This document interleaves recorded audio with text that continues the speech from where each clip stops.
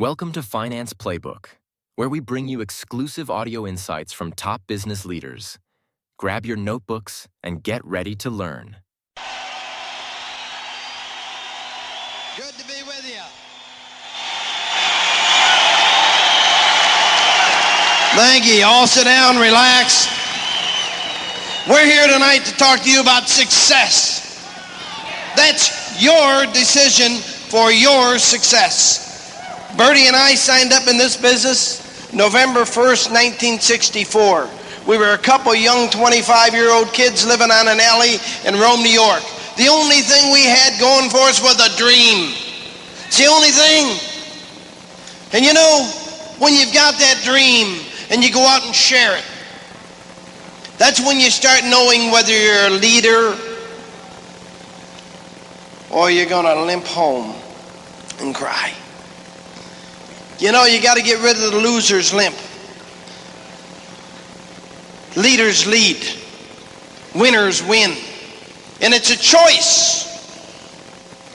I get so sick and tired of hearing people talk about luck, luck, luck. That's a loser's excuse for a winner's energy, efforts, and commitment over a long period of time. It's an excuse, it's a cop-out. I'm not going to promise you anything in this business. Your sponsor can't promise you anything. This company can't promise you anything. Dexter and Bertie Yager 25 years ago promised themselves something, and they had a plan they could achieve that promise on. We never gave up on our dream, and we never gave up on our promise. And when we promised other people we'd go out and work with them and help them, we always came through with that help.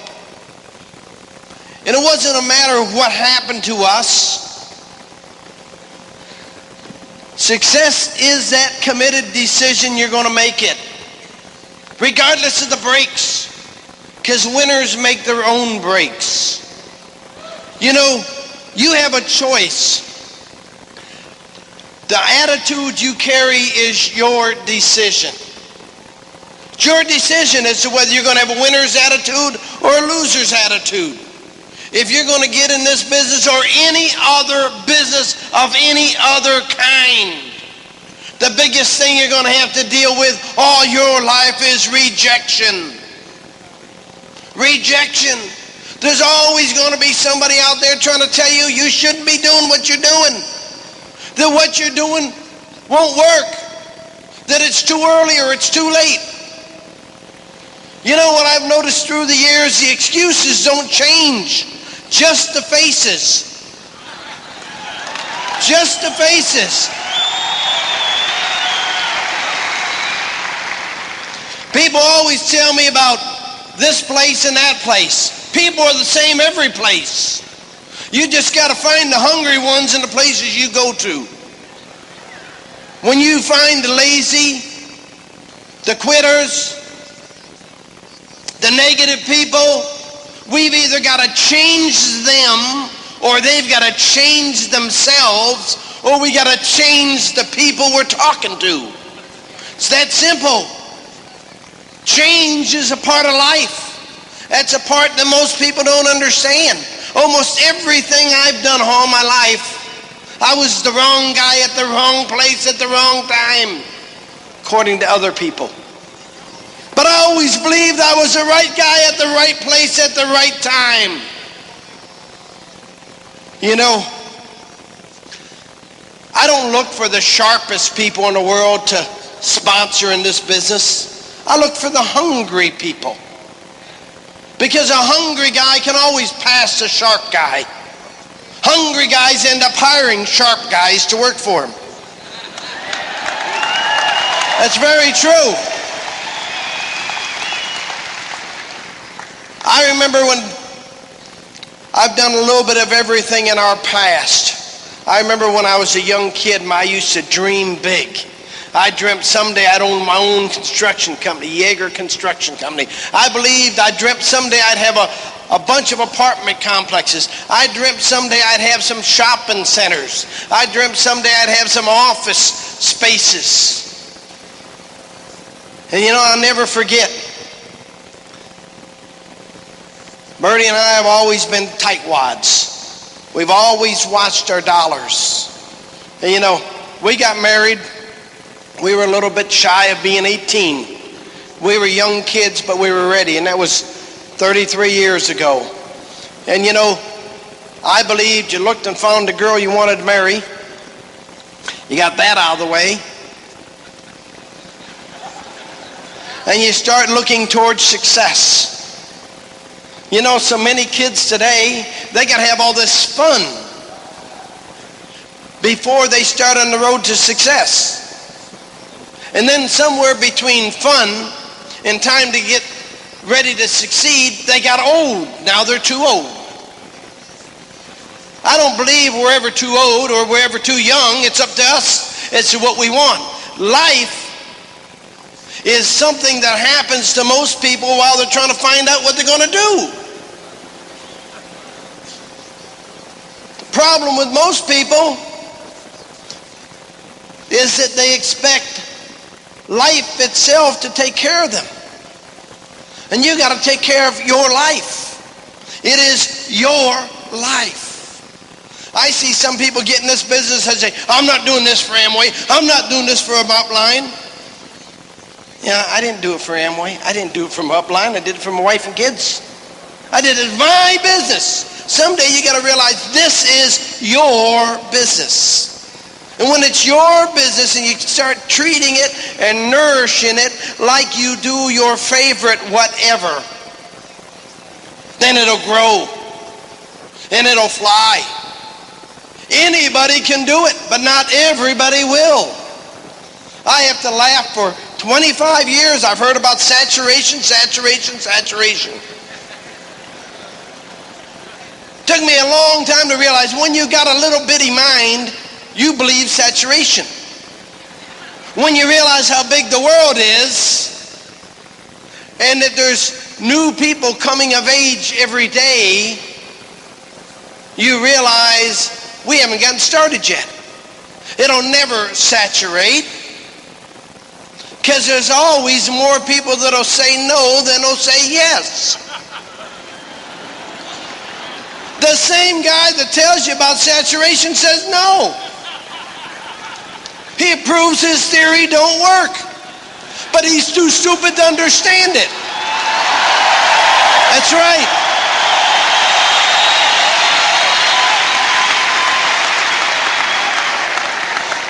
I don't care tonight what your dream is, but you got to care because you make the difference. And it's not whether you're 20 years old or 18 years old or 44 years old or 92 years old. It's what you've got stored up in here. Too many people try to separate all these separations. I have to laugh about all these different groups and all this different garbage going around. People are trying to make every kind of excuse in the world why people fail instead of giving them every reason in the world to succeed. We talk about minorities. I get so sick and tired of hearing about the poor minorities. The minorities that wanted to do something about it are now called the rich. And they're a minority still. And they're every race and every religion and every background. But they never got hung up on the rejection that other people give you. I'm going to give you a little message for any of you that got a hang-up about any particular minority group. And that's real simple. People that normally succeed got their teeth kicked in so bad they did something about it. And when we stop kicking everybody's teeth in, they'll quit trying to perform. The majority of people that are highly successful in life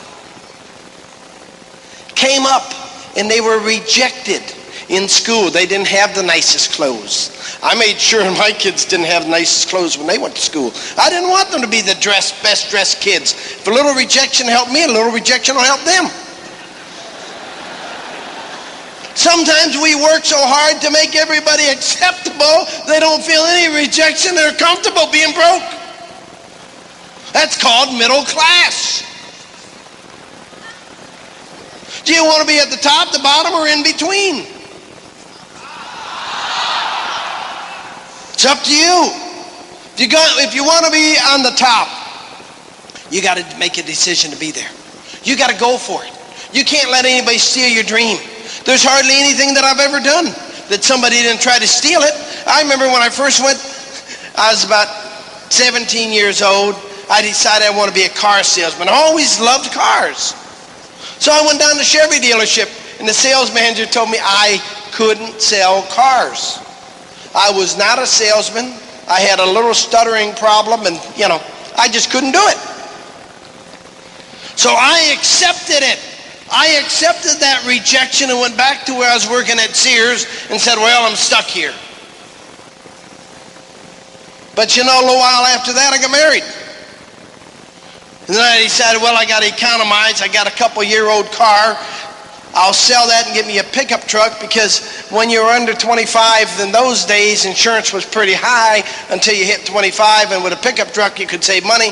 So I decided to get the pickup truck. So I went out to the Ford garage to buy a pickup truck, and the sales manager said, aren't you the guy that sells lawnmowers and hardware and paint, the electrical over at Sears? I said, yeah. He said, I want you to sell cars for me. And I went and told him how I couldn't sell cars because the Chevy dealer told me. And he said, Dexter, let me tell you something. Chevy dealers out of business. We're still here. We were here before them and since them. They're gone. I hire salesmen. I train salesmen. I'm telling you, you can do it. That's good. But he was hitting hard on me, and I'm going like, oh, God, I don't know. So I said, well, let me talk it over with my wife. And that's a good cop-out. By the time I got home, we'd set up an appointment to have lunch the next day. By the time I got home, I walked in our apartment 3 stories up. It was in a shack of an area, paying $25 a month rent. And that goes way back. And walked in the house, and I said, honey, guess what? I'm going to start selling cars. I made my decision up on the way home, but I needed time to think. I went and told, well, the next thing I had lunch with the guy the next day. We set up on a time. I did what was right. I said, I'll give you two weeks, I'll come to work. I went back, told the manager, the store manager at Sears, 2 weeks. I was quitting. He said, well, you're handling money in the cash register and everything, like I had been for 3 years. So if you're quitting, it's as of tonight. Oh, I'm shocked. I mean, I had never had that before. I heard you give people 2 weeks notice. So I'm through as of that night. I'm going like, oh man, where am I? So I went, by lunch hour, I was a little nervous, and I guess I spilled my guts out to a couple of the older gals there, and they went in and jumped all over the boss. The boss called me in at 5 o'clock, offered me a raise. But I was smart enough at that point to realize I'd been asking for a raise for over a year. If this is what I got to do is quit every time, what am I going to do when I'm 50? How many times can I quit? And when are they going to take me serious and say, yeah, that's it? So I realized somebody else controlled my life all the time I had a job. And in our life, I think some of the best things we can do for our kids. I remember back when I was a young kid and I had to get up every morning and trek through the snow to take my morning papers before I went to school. Did the paper route. I find out that most people that have a paper route learn money management. You learn you can only let people go so far, otherwise it's money out of your pocket. You only make a few pennies on each paper, but if they don't pay you, it is big bucks. So you got to learn to be a businessman and manage money and pay bills, and you learn that early. I remember one of the first arguments we had after we got married. I remember the one we had before we got married. The one after we got married is one time when I came home, Bertie had all these little books out and envelopes, and she was going to do our managing of our money. I said, I've been managing money all my life. Always made all my own money since I was 9, 10 years old. Never asked mom or dad for anything. I don't need somebody to manage the money now. I'm doing it. That was our first argument after we got married. First argument before we got married was when her mother took us down and was showing us a nice bedroom set she wanted to make the down payment on for us to have. And we were going to make the payments. I said, I'm not starting off marriage with payments. I'd rather start off with junk than payments. But see, I was strong, and I've always been strong in what I believed in. And most of us are strong in our beliefs, but we need something to make them surface. And for a lot of you, you might seem like you're changing. You say, God, this isn't like me. But you're surfacing the beliefs that you've always had, and you have the chance to surface them through this business. Yeah, today is the first day of the rest of your life. You and I are just beginning. We're just beginning. Rejection, we've had it. I've had it just about every place that I went at some point along the line. It doesn't make any difference.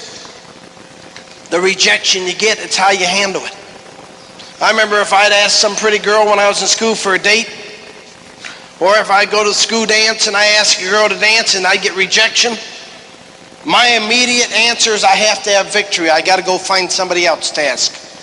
I'm not counting no's, I'm only looking for yeses, so I went looking for a yes.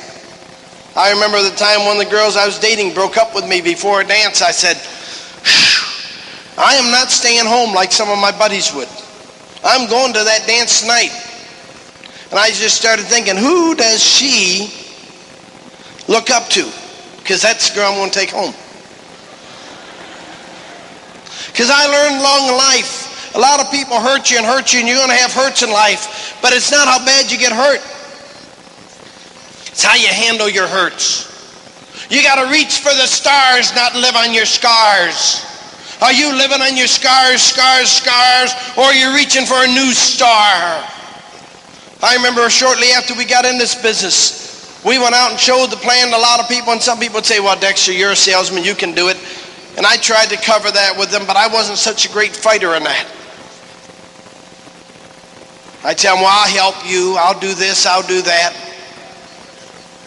But when they were praising me a lot, it was hard for me to fight with them. But I'll tell you, the ones that said, you'll never make it, it won't work, who'd want to get involved in that dumb thing? I'd smile and say, I'm going to do it. It's going to work. You know, I would not argue, get mad, or fight with the guy. I'm the type person that gets mad later. On the way home, I'm the type guy that would say, you'll eat them words, baby. You're going to eat them words. And that's the type decision you got to make. You got to make winning decisions on your hurts. When we got involved in this business, a lot of people hurt us, a lot of people tried to hurt us, but I closed my mind to those hurts and looked at my dreams. In life, you're either looking at your dreams or looking at your hurts. And the more we look at our hurts, the more we hurt. The more we look at our dreams, the more people can look and see the stream as we go by. It's just that simple. Take the simplest thing. Give it your dream. Make it give you your drive. Make it give you your drive. I can look and look and look through the business. I remember I made direct. After I made direct in 60 days, after making direct, there was nobody showed the meetings for us. I was shown the plan. I had to go out and start showing it the first time myself. I showed it every night, night after night. I was going on 1 or 2 hours sleep a night. And I'll never forget, after I made direct, there was nobody to give me any dream, and for 3 years I floated. And after 3 years, I found my first books and my first tapes, and I found my first buddies. I made those guys that records and tapes that I could buy. I'd pay $25 and $30 22 years ago for one little tape, maybe a Zig Ziglar tape, just one of them. And I know Zig was here earlier. Zig will be with me next week. Zig and I have become good friends. But I remember when I picked those tapes up and I thought, wow, I'd like to meet that guy someday. Because I knew what I'd gained from some of his tapes. And I made him a personal friend of mine before I ever met him. And when I had my stroke 4 years ago, he was one of the first ones to call me in the hospital and tell me, hey, hang in there, guy. Hang in there, guy. You know, and I'll tell you something along the line in life. People are going to tell you work hard, and what's it worth? Is it worth all that material and all that other stuff? You're going for materialism. Your dreams may be materialistic, but God made the dreams. He made the materials. I prayed and prayed and prayed for months for a business opportunity.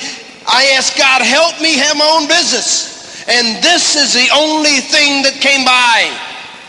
I believe this was God's answer to my prayers. And I know so many people that pray and pray and pray, and we show them the business, and they're still praying, and they wonder why they're not getting an answer. They got it. They just rejected God's answer to them.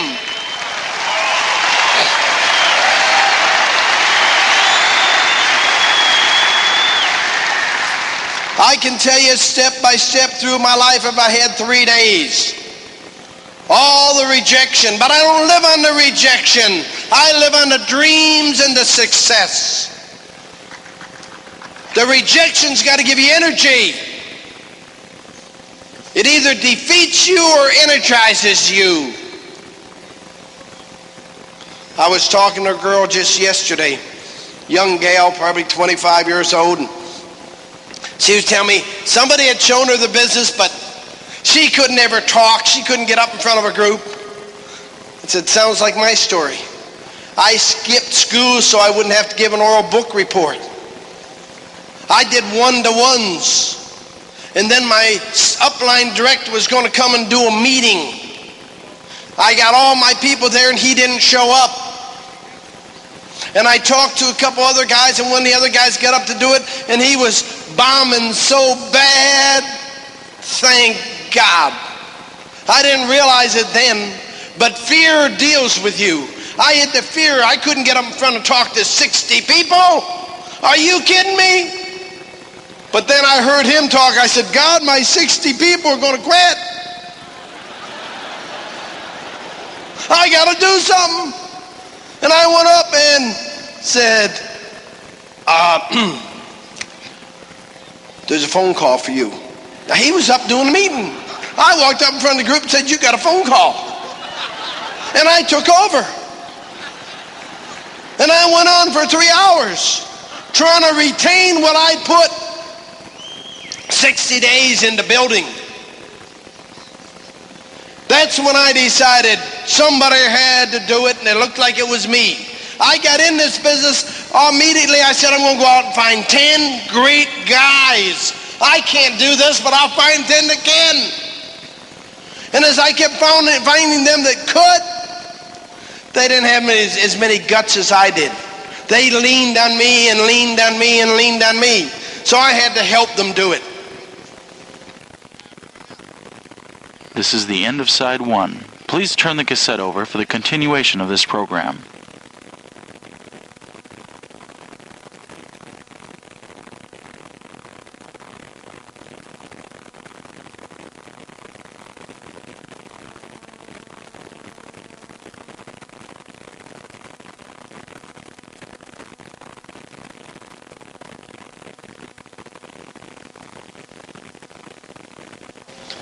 Step by step, day by day, time by time. I remember back shortly after we moved to Charlotte in '69, we had our leaders and we were in a room, and I had a little rally, and we probably had 100 people there. And I said, my goal is to fill the Coliseum in Charlotte. They all laughed at me. They laughed at me. They thought I was crazy. And I was to them. But it was my dream. The ones that laughed at me weren't there with me when I filled it, because I had to replace them with other people. You understand that? things have changed because we didn't quit. We didn't quit. We didn't quit. And we didn't quit. And that's the key for you. You can't quit. One of the marks of a millionaire is you think a millionaire before you're a millionaire. You think a millionaire before you're a millionaire. It doesn't matter whether you're a millionaire or a billionaire. You develop a habit, and you live by those habits. You live by those habits. One of my important habits is prayer first. I pray to God to ask him to help me in everything that I do. I wouldn't be out here tonight if I hadn't prayed, because I'm going to tell you something. 25 years and standing up in front of audiences time after time after time, the more you stand up, the more you realize each time there's thousands of lives just on the edge, not knowing where they're going to be. And you got a choice of saying the right thing or the wrong thing. And I don't know what their thoughts are, so I have to say, God, help me. You know them. Tell me what to say. Tell me what to say.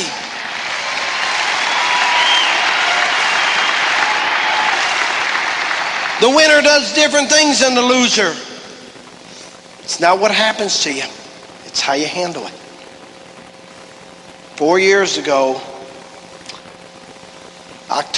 come October, it'll be 4 years, I had my stroke.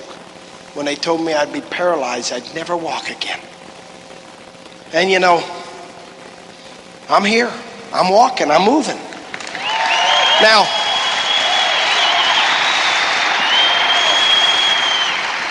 most people are going to tell you he's totally recovered. Well, he ain't.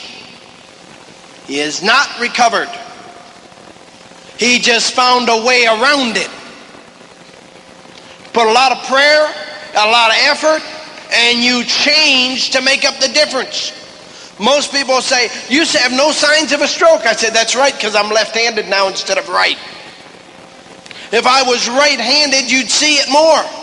But when I decided to make my major side, my leading side, the left side, I had more to work with there than the crippled right side. So I put my emphasis on developing what I had. And I'm telling you, along the line, as you build this business, you got to find out what you got and use what you got, not what you don't have.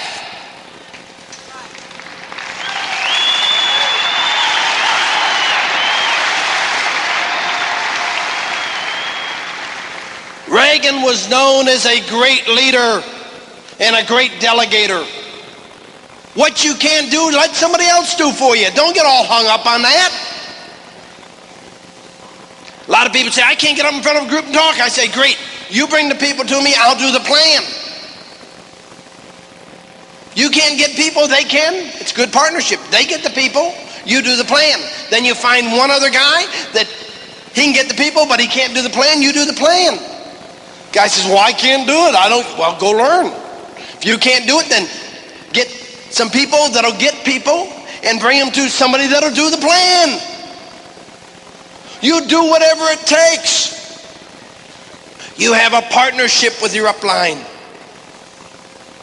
We're all working together. Don't be ashamed of what you can't do. Live on what you can. And then you'll find that you can do what you couldn't do. The biggest reason that we don't think we can do something is because we lack confidence. It's like me, I didn't think I could get up in front and speak. When I had to, I did. Emergency, I came through. Whenever I show the plan to somebody, I leave a whiteboard and I say, here, now you don't have to go show the plan, but I want you to tape my plan when I do it. I want you to listen to that tape, and I want you to practice on this board just in case somebody comes to talk to you and I'm not there. The week before I'm coming in next time. Then you could show it in an emergency. But show it to your wife and kids. They're easy. And show it to all those guys that you know won't get in anyways. Practice on them. You get excited enough, you know what? Some of them get in. See, you got to look along the line. Let me tell you this. The way I figure it out, about 20% of the people that get in this business are what I call numbers people. Numbers people. Those are the type people that are like me. I was broke for so many years, I counted every dollar I had. So when I was a young guy, I would check my wallet. I'd go into a men's room, check my wallet when I took a girl to the restaurant to make sure I had enough money, and then I'd be counting up and adding up on the menu what she was eating to make sure I had enough money to eat myself and leave a tip. I didn't want to be embarrassed. And so I was the type of guy that if I went to get groceries, I'd be running down and I'd be totaling up in my mind what the total would be, so when I got the cash register, I had enough money. Anybody relate to doing kinds of things like that? You're numbers people. You are numbers people. So when you sat there and saw the plan, you understood it. You comprehended it. But 80% of the people there are not numbers people. And they're buying the guy that's showing the plan if they get in. And so you got to be sellable. You want to be lovable. You want to be strong. You want them to relate to you. If you just go put numbers on the board, ding, ding, ding, ding, I have a lot of people say, well, boy, I showed them the plan a lot, but I didn't get anybody in. It's because you didn't love them. You just showed them the numbers. You're getting your 20%, but you're missing the 80 because you're not reaching them. You're not giving them confidence. You're not telling them, I'll do whatever needs to be done. I'll help you. Help yourself. It's just that simple.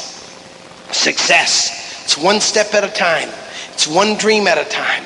I remember back when I had my stroke, not being able to make the first step. I remember having to have 2 nurses hold me while they were trying to make my leg move. I remember when they told me I'd never make it. I'd be in a wheelchair the rest of my life. I remember that well. I don't ever want to forget that. The difference between me and a lot of those other people that were sitting in there that had strokes that weren't as major as mine. I have people say all the time, well, you didn't have a major stroke then, did you?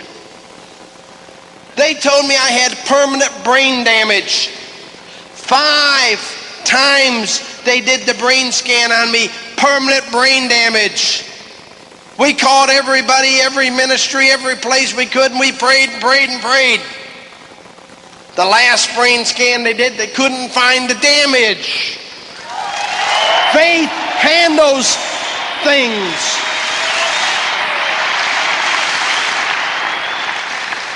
I was not accepting a wheelchair. It's amazing. I'll go to doctors today and they'll say, well, are you out there running and exercising, jogging? Same guys that were asking me, to pick my wheelchair. All of a sudden I couldn't do it. Now they wonder why I can't go farther. When they were telling me it was impossible to walk. So it's hard to give them answers as to, look, you don't understand how heavy this side is. You just ignore it and do what you can do. It's just as simple as it is. You gotta do what you want to do. You are what you picture yourself being. I did not picture myself being a lifetime cripple. Just that simple. Just that simple.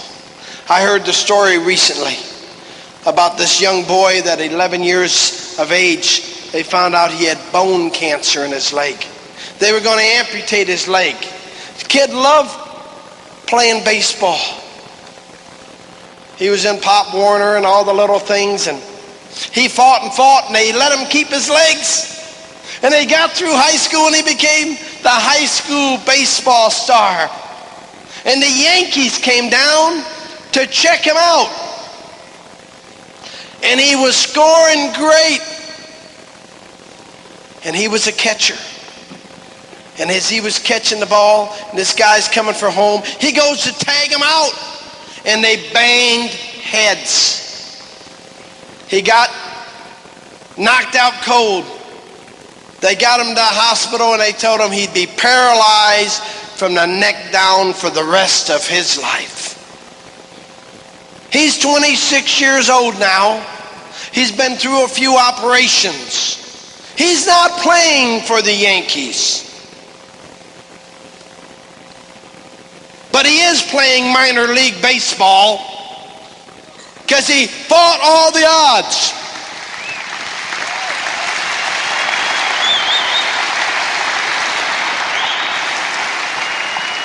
He fought all the odds. He chose his destiny in spite of his challenges. I challenge you tonight to choose your destiny. Every one of us has got problems. There's nobody in the world without problems. Every leader is a leader because he's handled problems. The bigger leader he is, the more problems he's had. Don't tell me about, well, I got a kid that does this, does that. We raised 7 kids. I understand raising kids. Well, I got to go to my daughter's ballet and my son's baseball and this and that. Well, I didn't go to all that. Couldn't have paid for their ballet lessons if it was not working. My kids sort of understood that Daddy's got to go out and do what he's got to do, and we're going to be kids and we got to do what we're going to do.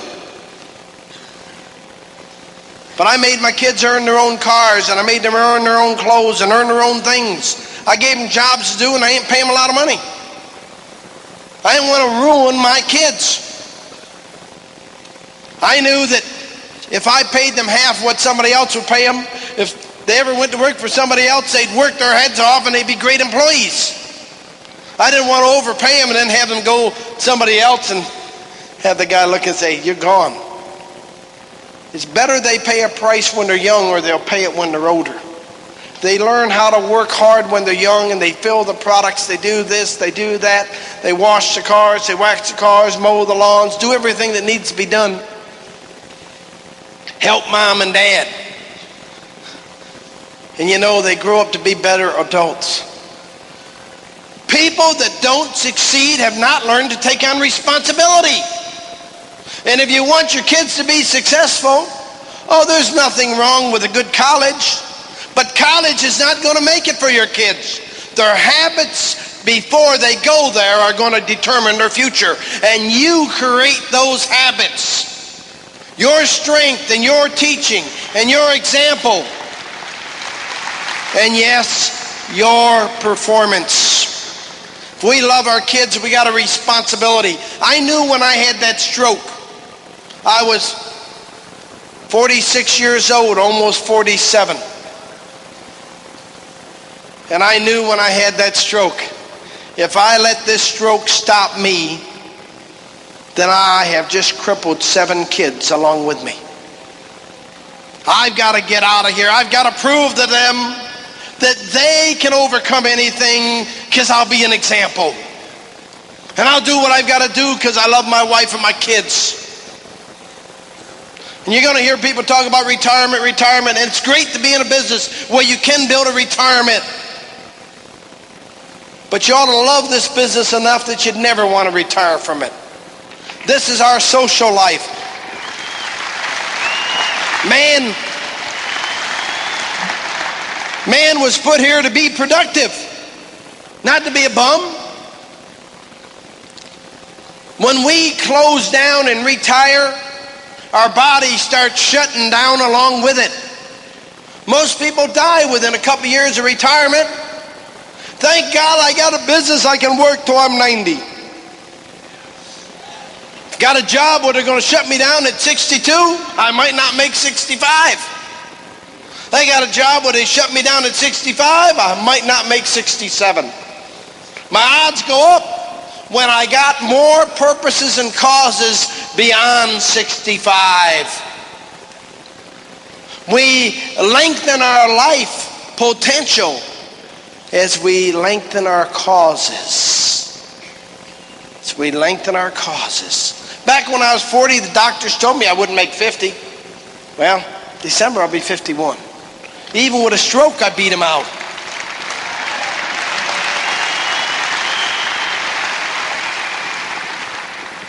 I haven't believed the doctors in years.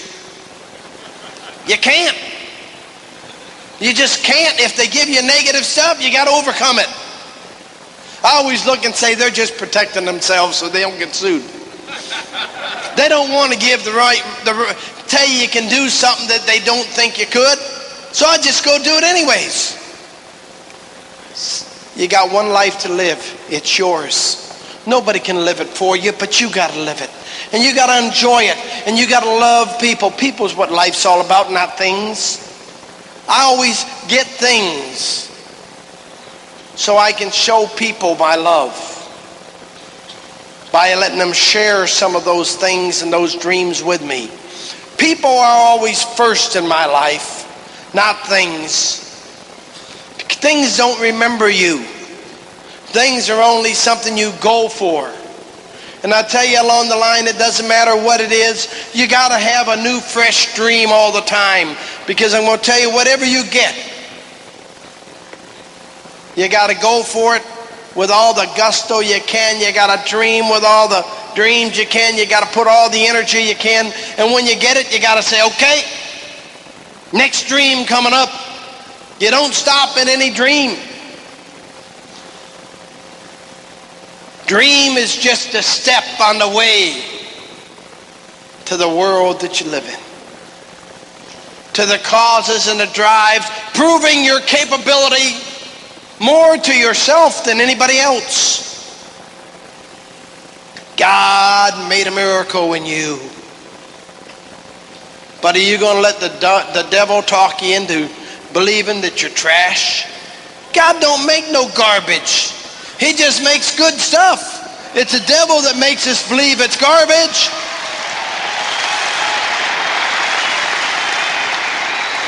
Folks, your future's in your hands tonight. You can do whatever you want to do. Don't tell me how long you sat on something. We made Direct in 60 Days and sat on it for 3 years because nobody was telling us how to dream. We had no help. We had to do it all ourselves. And when we started dreaming and started going for goals, then after 5.5 years in this business, we were double diamonds, including the 3 years and including everything else. So we made up for lost time. Bertie and I made Crown 10 years ago. 10 years ago. So we had broke over 21 directs in our first 15 years in the business. And down through those, at the same point, we helped a lot of other people that weren't in our organization go direct. And we helped thousands of other people make direct, not in our group, and thousands of people in depth. But we never got hung up on who was going to pass us or who was here or who was there. Every time I showed the plan, I always drew, this is me, the little short, fat, transplanted Yankee. This line is a line between us. It's a line of communication. It's a line of help. It's a line of love. This is you. You can become bigger than me. But I'll guarantee you'll have your tongue hanging out when you go by. And you will. And I'll tell you that tonight. You can all pass me, and I want you to. But baby, you'll have your tongue hanging out when you go by. And one of the biggest problems you're going to deal with is rejection and complacency. It's a double-headed challenge. Can't handle the rejection. Oh, I'm getting too rich. Why should I work harder? Can't handle the rejection. Oh, I'm getting too rich.